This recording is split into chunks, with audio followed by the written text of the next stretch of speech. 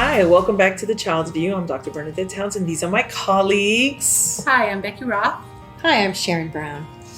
And today we want to talk about the importance of books and share some children's books with you that can be for special topics or, just for fun reading. So, Sharon, go ahead and share your book with us. Oh, sure. Thank you for that. I books are really important for me, and I think we probably addressed it in one of the other videos about the need to have that book in hand. Yes. And where children are seated when you're reading to them, especially at home, and make it part of your home routine. Yes. I always found that just before bed was a wonderful time. Yes. It was a relaxing time. It brought the kids down from being excited about playing and now it's time for bed. And it's pretty hard to shut off playing when you're a kid. And so my thought about books is you want quality books. I can remember when I was little, the golden books. Mm-hmm. Oh, But the pictures are only about, this big, and it's really hard. So when I purchase books, not only do I look for the story, but I also look at the illustrations, awesome. in here, Mm-hmm. because when you're reading to your youngest children, Right. it's not really about the words always. It's about what they see. Yes. And so you want those pictures, those nice pictures to catch children's eye and just to have those conversations. If you're a parent, you don't really ever have to read the book. Right. But you can talk about the pictures and relate it to the child's life. And so pick good books, Yes. pictures that would catch children's eye, but yet aren't too busy. Right. Like I Spy books for a 2-year-old is like you're winding them up. They're getting them. It's too stimulating. But pick nice, soothing books with good illustrations. And if you don't want to read it, fine, talk. Right. Talk about those pictures. That's even more important to me than reading the book. But I know that Bernadette, I think you brought some books that might help moms and dads with some particular issues going on in their families. Yeah, and before I talk about these books, when you were talking, I started thinking, I think it's important for parents to know that this is key to developing language. Yeah. And, it's one Exactly. thing to talk at a child in terms of like giving them straight commands, like do this, come here, go there. And it's another thing to actually sit down and explore and read books that have new language and new vocabulary and have the child get exposed to this. If we think about it, Bernadette, you said something that was really important. I believe that some research that I read a long time ago said we give about 85% of our communication with children is commands, requests, directions, as opposed to conversations with them. And that's why I like to talk about books. And then when we find a word, if I'm reading that book that happens to be new, then we sit for a minute and we ponder and we talk about what that might mean. Yes. A really good example, I have a book and it's called Mouse Look Out. And it's about this little mouse in this old abandoned home, big abandoned home. And he's doing things like crouching and sneaking. And one of the words in that book is lurking. And so I was reading it to a group of 3 and 4-year-olds, and I would stop at those words and we would talk about them. Well, time passed, we went outside and some kids were playing, and one of the little boys came up to me and said, "Guess what? Miss Sharon Brown, guess what?" And I said, "Well, what?" And they said, "I was lurking." It was the best thing ever. Yeah. So the language in the book that you're using, just stop and talk about it. Right. What a great language builder and vocabulary builder, vocabulary acquisition, learning, phonemic awareness, listening to middle, ending, and beginning sounds, all of those things in that preschool era that lead to reading in that more formal setting. Well, and that's all literacy development. Yes. Parents get frustrated, I think, that they want children already be here and reading. But Right. all Yes. of those things you just mentioned are on that path to literacy development. They Yes. need to hold it. Yes. They need to understand how to hold it right side up, right? Right. I remember my son used to sit and emulate his dad with a newspaper, but it would always be upside down. Right. I'd say, here, honey, let's just flip that around.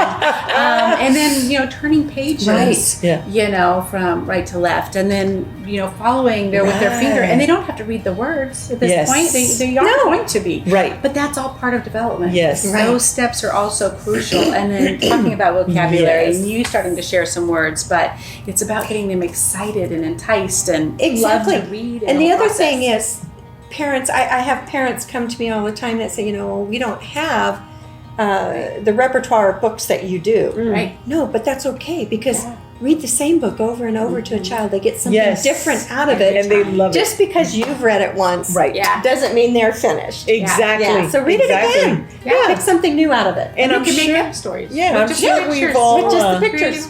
yeah, we've all had preschool kids because we've all done preschool at one stage in our life that could read the book without reading. Right. They knew all the words because my son it used was to their do that favorite.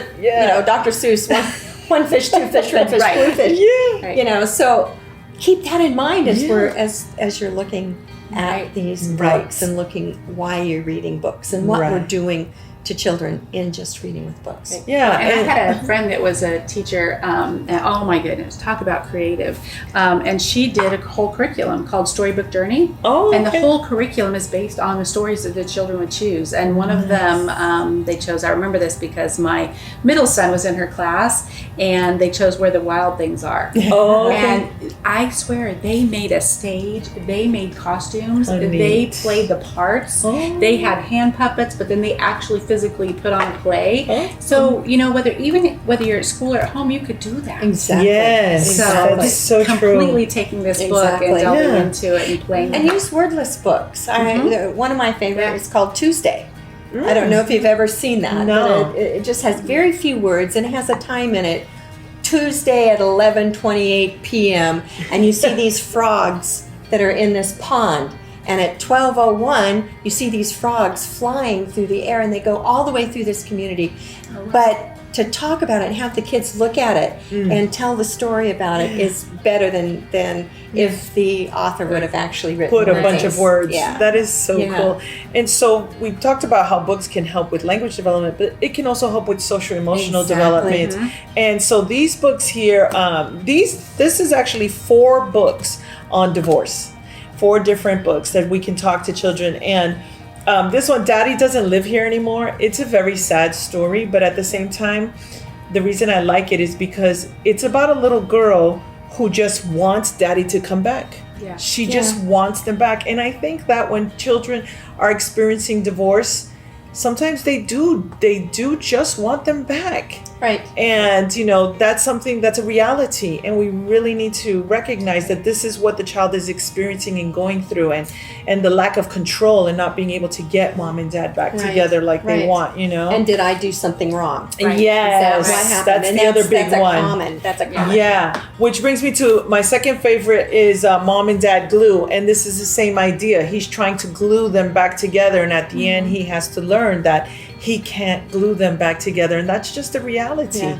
that our children are dealing with. So, and then these 2 are on basically living in 2 separate homes or standing on your own feet as a divorce. Having parents that divorce. So those are books that really can help children. And I think more, not just reading it to them, but also helping them express. We've had other people talk about the importance of asking children what's going on and allowing them to express their feelings And then during sometimes this. this helps them find their words, but really for you to just open that door for them to talk about it, Yeah. whatever it Yes. is that they're feeling. Yeah. So I Yes. love And that. a lot of times this would help the parents too. They don't know the words to say.